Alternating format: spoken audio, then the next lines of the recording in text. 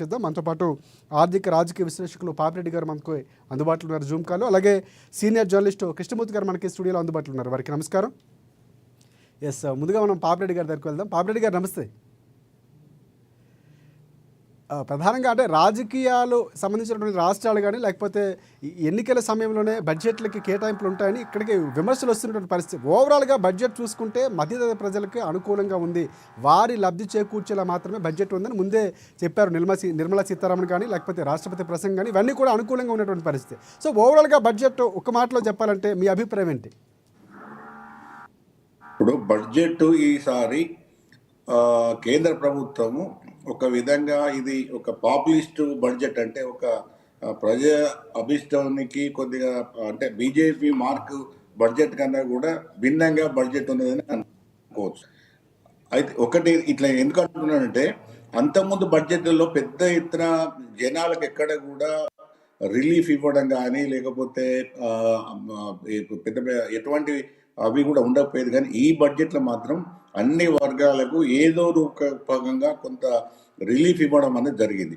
దానికి జరగడానికి కారణం ఏంటంటే, ఈ మధ్యన ఆర్థిక అభివృద్ధి వృద్ధి రేటు బాగా పడిపోయింది. 7% నుంచి వెళ్ళి 5%, 5.2% తగ్గడంలో ఆర్థికవేత్తలు చెప్పిన ప్రధానమైన కారణం ఏంటంటే, డిమాండ్ పడిపోతున్నది, ప్రజల దగ్గర తగిన ఆదాయాలు ఉండడం లేదు. దానిలో ముఖ్యంగా మధ్యతరగతి ప్రజల వద్ద ఆదాయాలు లేవు. ఎందుకంటే పన్నుల రూపకంగా పెద్ద ఎత్తున కేంద్ర ప్రభుత్వం తీసుకుంటున్నది, ఆదాయ పన్ను కానీ రకరకాల పన్నులతో జీఎస్టీ కానీ మిగతా అన్ని పన్నులతో తీసుకుంటున్నది. కాబట్టి ప్రజల దగ్గర ఆదాయం లేకపోవడంతో డిమాండ్ పడిపోయి మొత్తం వృద్ధి రేటు పడిపోతున్నది. ఏదో విధంగా ఈసారి వినియోగాన్ని పెంచి డిమాండ్ను ఎక్కువ చేసి మళ్ళీ ఆర్థికాభివృద్ధిని చేయాలనేది అందరూ కూడా చెప్పారు. మోడీ ప్రభుత్వానికి కూడా అర్థమైంది. ఎందుకంటే పన్నులు వసూలు చేయడమే కాదు, ప్రజల దగ్గర ఆదాయం ఉంచాలన్నది కూడా వచ్చింది.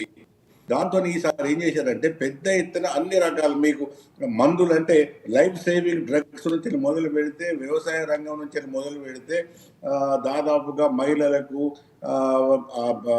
అన్ని వర్గాల వాళ్ళకు పెద్ద ఎత్తున రిలీఫ్ ఇస్తూ, ముఖ్యంగా ఎవరైతే ఉద్యోగ వర్గాలు ఉన్నారో, స్థిర ఇన్కమ్ ఫిక్స్డ్ ఇన్కమ్ ఉన్న వర్గాల వాళ్ళు ఏదైతే ఉన్నారో వాళ్ళకు మాత్రం పెద్ద ఎత్తున బెనిఫిట్ ఇవ్వడం జరిగింది. చాలా పెద్ద ఎత్తున. అంటే నేను అనుకుంటా బహుశా ఈ 8 సంవత్సరాల సీతారామన్ మేడం గారి బడ్జెట్లో ఇంత పెద్ద రిలీఫ్ కానీ ప్రజలకు ఒక వెలుసుబాటు కానీ ఈ బడ్జెట్ లో కల్పించారు. కాబట్టి మార్పు తీసుకున్న ఒక మార్పుకు నాంది పలికామని చెప్తున్నారు. సో ఆ మార్పు అనుకోవచ్చా ఈసారి? అంటే ఈ అంశంలో ప్రధానంగా మార్పు చెప్పండి, రాజశేఖర్ అడగండి. అంటే ఈ మార్పు అనేది మీరు అన్నట్లు గతంలో ఎప్పుడు తీసుకోలేదు. ఈసారి 8వ బడ్జెట్లో ఈ స్థాయిలో ప్రవేశపెట్టడం ఒక విప్లవాత్మకమైన మార్పు అని బండి సంజయ్ కానీ బీజేపీ నేతలు చెప్తున్నారు. సో ఆ మార్పు తీసుకొచ్చారు. ఇప్పుడు రాజశేఖర్ గారు, బండి సంజయ్ గారు కానీ బీజేపీ నేతలు ఏం మాట్లాడినప్పటికీ కూడా కొంత వాస్తవాలను గుర్తించి, నేను ఒక ఆర్థికవేత్తగా ఏమనుకుంటున్నానంటే, కేంద్ర ఆర్థిక మంత్రి కానీ నీతి ఆయోగ్ కానీ వెనుక ఉన్న మొత్తము ఏదైతే యంత్రాంగం ఉన్నదో వాళ్ళు వాస్తవ పరిస్థితులను గుర్తించారు. ఒకవేళ జనాల దగ్గర తగినంత ఆదాయం లేకుండా పోతే మొత్తం ఆర్థికాభివృద్ధి కుంటుపడే అవకాశం ఉన్నది, ఆర్థిక వ్యవస్థ దెబ్బతినే అవకాశం ఉన్నది. కాబట్టి ప్రజల దగ్గర ఆదాయాలు ఉంచాలని ఒక బలమైన నిర్ణయంతోనే ఈ బడ్జెట్ ప్రవేశపెట్టడం జరిగింది. ఈసారి వృద్ధి మీద పెద్దగా మాట్లాడలేదు. మీరు చూడండి, మొత్తం సీతారామన్ గారి ప్రసంగంలో వృద్ధి రేటు ఎక్కువ కావాలి, లేకపోతే ఇంత అలొకేషన్ చేసినాం, అంత అలొకేషన్ చేసినాం, ఈసారి దాదాపుగా